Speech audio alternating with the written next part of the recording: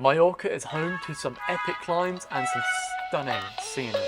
However, we have just spent a month there and we have managed to do probably a little bit more and a few other different climbs that people might not have had the chance to do on a normal cycling holiday. So here are mine and Laura's top 5 climbs you haven't done in Mallorca. At number 5, we have La Victoria. This is up in Alcudia and is an amazing coastline route. There's no reason to go there, it doesn't lead to anywhere, but it is stunning and you should go. At the top there is a restaurant, so you can go up, have a coffee and go back down. It's just got an amazing coastline route. Punchy in places, the 6.4% doesn't quite do it justice, but it is stunning. Yeah, you get to see the whole of Porta Pollença from there, and there's not too many other cyclists around here as well. We hardly saw any other cyclists when we were going over, although a lot of buggies going up there. Yeah, I think that was a one-off. It is generally a very quiet route. Yeah. At number 4, we have Col de Pescadors, more commonly known as Ermita de Betlehem. This is a climb up to the monastery just outside of Arta. It is 2.5 kilometers and 6.7%. It's a very nice, enjoyable, picturesque route. It's got scenery, it's got switchbacks. Yeah, it's not super steep, but as you do those switchbacks, you get to cycle through like vineyards and olive trees and stuff, and it's a really pretty route. It's quite a narrow road, so not many cars go this way either. The only place to go is the monastery, so it is really quiet.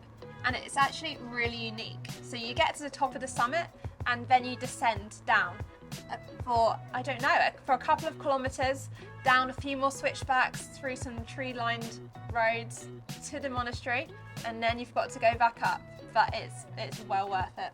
Yeah, and you can actually see the lighthouse from this place as well, from near the top. As you start descending towards the monastery, you can see the lighthouse route from here. Coming in at number 3 on our list, we have Col de Sacru. This one is also known as Military Hill. The reason being is that there has a military base towards the bottom of the hill itself. So it's not super steep, but it's a very quiet road, not many cars on there. It's super smooth as well, isn't it? And it's actually down towards the southwest, coming from Palma, leading towards Andrax. And we just don't think many people cycle from Palma to Andrax this way. The road goes through a forest, so it's very scenic and completely sheltered from the sun. Lots of switchbacks as well, it's very fun to do. Coming in at number 2, we have Port de Valdemossa. This is 5 kilometers and 7%.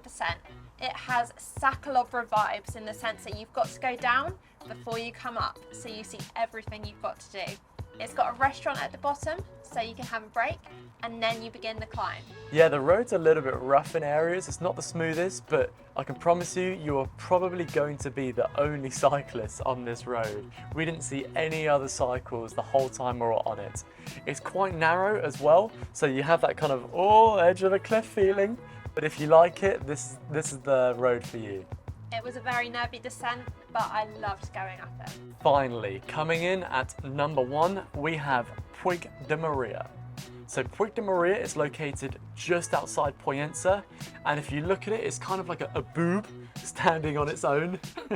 And here's the hard part. It is 1.4 kilometers long with an average gradient of 10.1%. Yeah, this is a very hidden one. So you actually have to look for the sign that says Puig de Maria, and you basically go through this very hidden tree-lined switchbacky road. Going through some of the corners, they've actually had to concrete the corners because they're too steep to tarmac.